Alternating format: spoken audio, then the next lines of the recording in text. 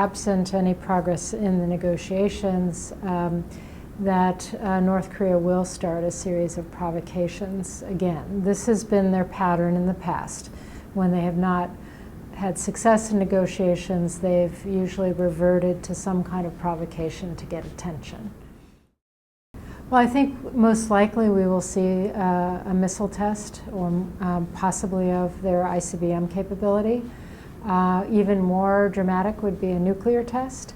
But I'm guessing it will be a long-range missile test. Okay.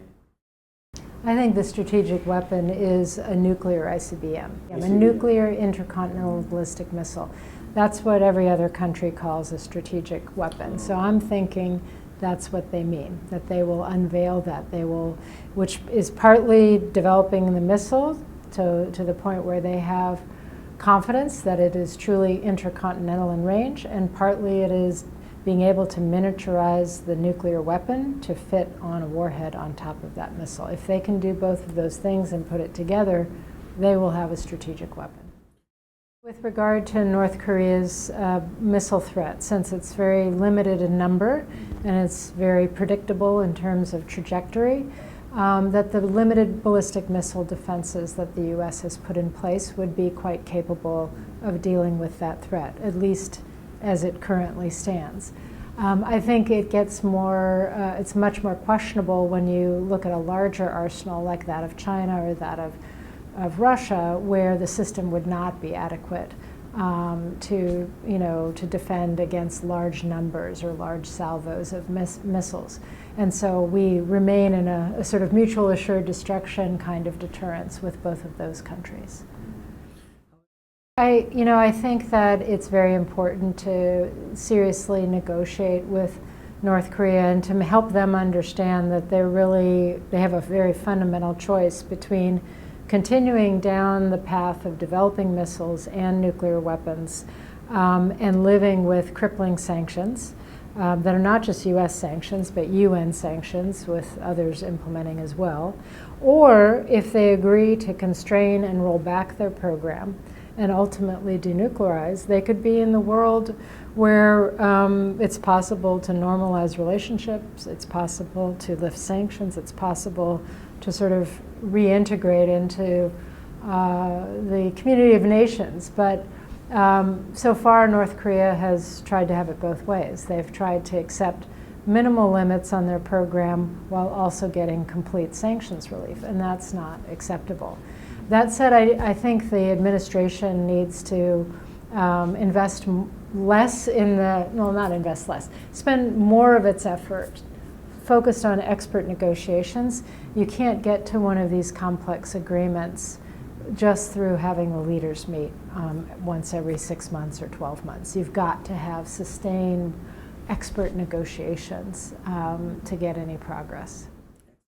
As long as North Korea continues to be a threat to the United States and its allies, we will continue to make sure that we are ready to defend those allies, and those allies are ready to defend themselves with our help. So, they can't have it both ways. They can't continue to grow their nuclear arsenal, grow their missile capability, conduct tests, and expect us not to exercise defensive measures. They have to be willing to constrain the threat that they pose to South Korea in order for us to consider, for the United States to consider any reduction in our defensive measures.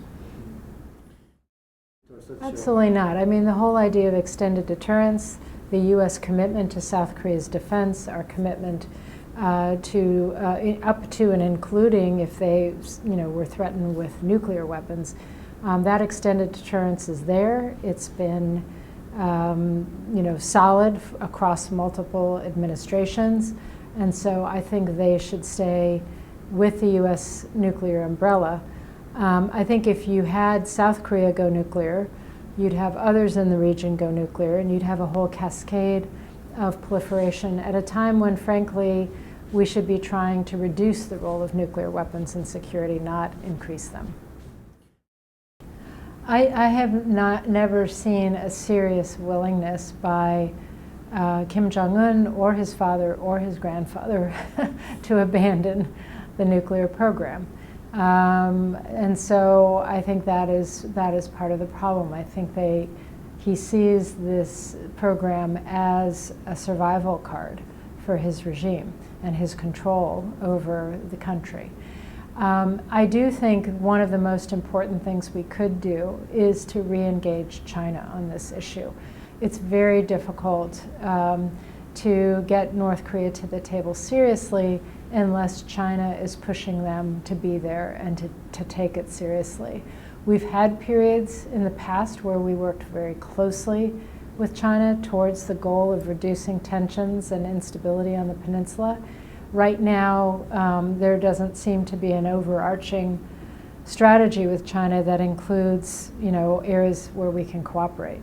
So, it's not just about a trade war. We have other strategic issues to work with China, and I would like to see us engage to try to see if we can together put some pressure on North Korea to, come to the table and, avoid resuming provocations and get back to more serious negotiations.